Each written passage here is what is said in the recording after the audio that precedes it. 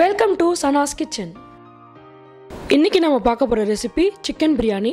வாங்க எப்படி பண்ணலான்னு பார்க்கலாம்.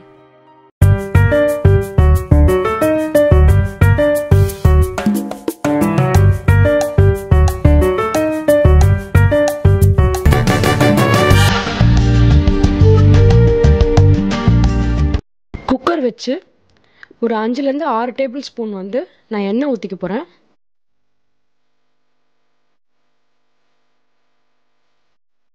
எண்ணெய் கொஞ்ச நேரம் காயட்டும். காஞ்சதுக்கப்புறம் இந்த கறி மசாலா ஐட்டமில் ஆட் பண்ணிக்கலாம். பிரிஞ்சி இலை போட்டுக்கிறேன். ஒரு 1லேருந்து 2 பிரிஞ்சி இலை போட்டுக்கோங்க. கல்பாசி கொஞ்சமாக ஆட் பண்ணிக்கிறேன்.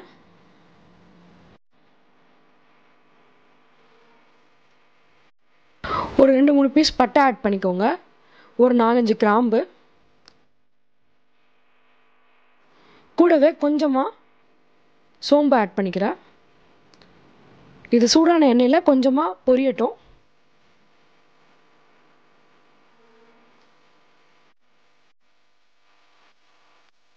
இந்த கறி மசாலா நல்லா பொரிஞ்சதுக்கப்புறம் 1 ஸ்பூன் அளவுக்கு மிளகாய்த்தூள் இந்த எண்ணெயிலே ஆட் பண்ணிக்கிறேன். இந்த மாதிரி ஆட் பண்ணும்போது பிரியாணிக்கு நல்ல கலரும் ஃப்ளேவரும் இது கொடுக்கும். இந்த மிளகாய்த்தூள் எண்ணெயில் போட்டதுக்கப்புறம் ஒரு 1லேருந்து 2 நிமிஷம் நல்லா கலக்கி விடுங்க. இந்த மாதிரி பண்ணுறப்ப மிளகாத்தூள் வாசனை அந்த பச்சை ஸ்மெல் இல்லாமல் இருக்கும். நான் ஒரு கைப்பிடி அளவுக்கு புதினா, ஒரு கைப்பிடி அளவுக்கு கொத்தமல்லி, அப்புறம் உங்கள் காரத்துக்கு ஏற்ற மாதிரி பச்சை மிளகா, இது 3மே தண்ணி ஊற்றாமல் ஒரு பேஸ்ட் மாதிரி அரைச்சி எடுத்துருக்கேன். இப்போ இந்த பேஸ்ட்டை ஆல்ரெடி பொரிஞ்ச இந்த மசாலாவோட ஆட் பண்ணி நல்லா கலந்துக்கலாம். இது பிரியாணிக்கு ஒரு நல்ல கலரும் ஃப்ளேவரும் கொடுக்கும். இப்போ இதெல்லாம் நம்ம கலக்கி விட்டுட்டே இருக்கலாம். ஒரு 1லேருந்து 2 நிமிஷம் வரைக்கும் இந்த மசாலா நல்லா வதங்கணும் எண்ணெயில். அப்போ தான் இந்த புதினா, கொத்தமல்லி, அப்புறம் பச்சை மிளகாவோட பச்சை வாசனை இருக்காது. இந்த மசாலா நல்லா வதங்கினதுக்கப்புறம் நான் ஒரு டேபிள் ஸ்பூன் அளவுக்கு இஞ்சி பூண்டு பேஸ்ட் இந்த மசாலாலேயே ஆட் பண்ணி நல்லா சாட்டே பண்ணிக்க போகிறேன். இந்த மாதிரி பண்ணுறப்ப பிரியாணி ரொம்ப ஃப்ளேவர்ஃபுல்லாக நல்ல வாசனையோடு இருக்கும். இந்த மசாலா நல்லா வதங்கியிருக்கு. மேலே நல்லா எண்ணெய் பிரிஞ்சு வந்திருக்கு பாருங்கள். இந்த ஸ்டேஜில் பெரிய வெங்காயம் ஒரு 2லேருந்து 3 நான் நீல வாக்கில் கட் பண்ணியிருக்கேன். இந்த மாதிரி கசக்கின மாதிரி ஆட் பண்ணிங்கன்னா அந்த வெங்காயத்தோட ஃப்ளேவர்ஸ் நல்லா மசாலாவில் இறங்கும். அதனால தான் நான் ஒரு மாதிரி கசக்கி போடுறேன். இப்போ இந்த வெங்காயத்தை மசாலாவோட நல்லா கலந்து விட்டுக்கலாம்.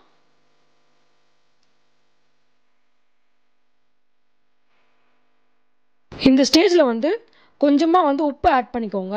இது வெங்காயம் வதங்கிறதுக்கு ரொம்ப யூஸ்ஃபுல்லாக இருக்கும். இப்போ இந்த உப்பை ஆட் பண்ணிவிட்டு நான் பிரியாணி மசாலா ஒரு 1லேருந்து 2 ஸ்பூன் அளவுக்கு நான் ஆட் பண்ணிக்க போகிறேன். இதுவுமே நம்ம பண்ணுற பிரியாணிக்கு ரொம்ப ஒரு நல்ல ஃப்ளேவர் கொடுக்கும். கொஞ்சமாக மஞ்சள் தூளும் ஆட் பண்ணிக்கிறேன். இப்போ இதெல்லாம் சேர்த்து நல்லா வதக்கிடலாம். நம்ம ஒரு 2லேருந்து 3 நிமிஷம் வெங்காயம் இந்த மசாலாலாம் நல்லா வதங்கட்டும். இந்த ஸ்டேஜில் ஸ்டவ் நல்லா மீடியமில் வச்சுக்கோங்க. ரொம்ப ஹையில் வச்சிங்கன்னா சீக்கிரமாக கருகுன மாதிரி ஆகிடும்.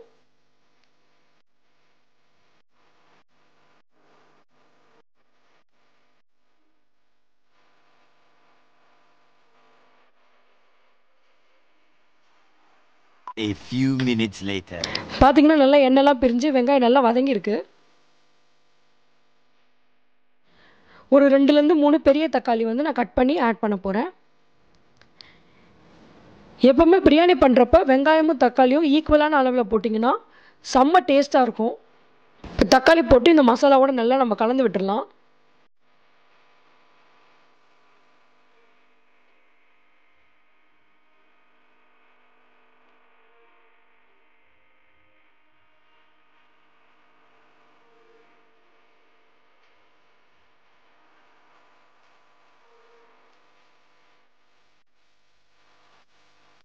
A few minutes later. இப்போ இந்த வெங்காயம் தக்காளி ஒரு 2-3 நிமிஷம் வச்சுருந்தேன். நல்லா வதங்கியிருக்கு. ஒரு தொக்கு கன்சிஸ்டன்சிக்கு வந்திருக்கு. இப்போ இந்த ஸ்டேஜில் நாங்கள் ஊற வச்ச சிக்கனை நாங்கள் இதில் ஆட் பண்ண போகிறோம். இந்த சிக்கனை நாங்கள் ஊற வைக்கிறதுக்கு என்னெல்லாம் ஆட் பண்ணியிருக்கோன்னா ஒரு 2லேருந்து 3 டேபிள் ஸ்பூன் நல்லா பீட் பண்ண தயிர், கொஞ்சமாக மஞ்சள் தூள், கொஞ்சமாக உப்பு, மிளகாய் தூள், கொத்தமல்லி கொஞ்சம், நம்ம ரெடி பண்ணி வச்சுருந்த பிரியாணி மசாலா இதெல்லாம் ஒன்றா சேர்த்து நல்லா பிரியாணிக்கு ஏற்ற மாதிரி கட் பண்ணியிருக்க அந்த சிக்கன் பீசஸில் வந்து நல்லா நம்ம வந்து மிக்ஸ் பண்ணி மேரினேட் பண்ணி வச்சுருக்கோம். இப்போ இந்த சிக்கன் பீஸ் வந்து நீங்கள் மசாலாலாம் போட்டு பெரட்டும் போதே கொஞ்சமாக இஞ்சி பூண்டு பேஸ்ட்டு இல்லை லெமன் ஜூஸ் வேணும்னா எல்லாமே சேர்த்தே நீங்கள் வந்து நல்லா பிசைஞ்சு வச்சுக்கலாம். இப்போ இந்த மேரினேட் பண்ண சிக்கனை வந்து நம்ம அந்த மசாலாவோட ஆட் பண்ணிக்கலாம்.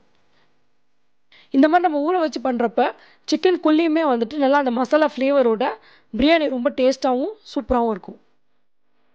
இப்போ இந்த மசாலாவோட நல்லா இதெல்லாம் கலந்து விட்டுருங்க.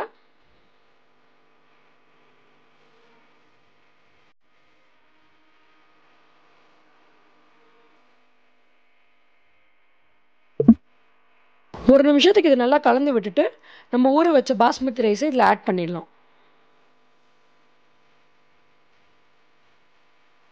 நான் 4 கப் அளவுக்கு பாஸ்மதி ரைஸ் எடுத்து வச்சுருக்கேன். இப்போ தண்ணியை எடுத்துட்டு நான் ரைஸ் மட்டும் ஃபஸ்ட்டு ஆட் பண்ணிக்கிறேன். இதை வந்து கரண்டி சைடில் விட்டு அந்த மசாலாவோட இந்த ரைஸை நல்லா கலந்து விட்டுருங்க. கரண்டி ரொம்ப நடுவில் கொடுத்து கலந்து விடாதீங்க, ஏன்னா அரிசி வந்து உடஞ்சிரும்.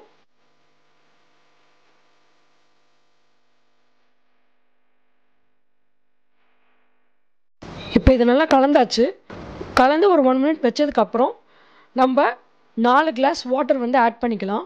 1 கப் ரைஸ் தான் நீங்கள் யூஸ் பண்ணுறீங்க அப்படின்னா ஒரு 1லேருந்து 1.25 கப் அளவுக்கு நம்ம தண்ணி ஆட் பண்ணிக்கலாம். எப்போ 1 கப்புக்கு மேலே நம்ம ரைஸ் வந்து போட போகிறோமோ அப்போ வந்து 1:1 தான் ரேஷியோ. இப்போ நான் 4 கப் ரைஸ் ஆட் பண்ணியிருக்கேன்னா 4 கப் தண்ணி ஆட் பண்ணிப்பேன். தண்ணி ஆட் பண்ணிவிட்டு லைட்டாக கலந்துட்டு நீங்கள் டேஸ்ட் பாருங்கள். உப்போ இல்லை வந்து புளிப்போ எதனா கம்மியாக இருக்குன்னா அதுக்கேற்ற மாதிரி நம்ம ஆட் பண்ணிக்கலாம்.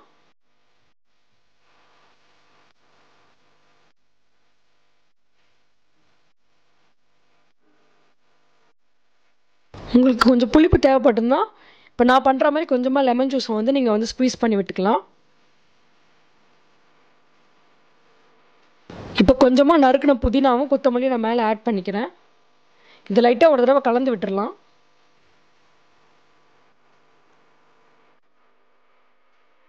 நான் மேலே ஒரு நல்ல வாசனை அண்ட் அந்த கிளேஸியாக இருக்கிறதுக்காக 1 ஸ்பூன் அளவுக்கு நெய் ஆட் பண்ணிக்கிறேன். இப்போ இதை க்ளோஸ் பண்ணி மீடியம் ஃப்ளேமில் ஒரு விசில் வரா மாதிரி நம்ம வச்சுக்கலாம்.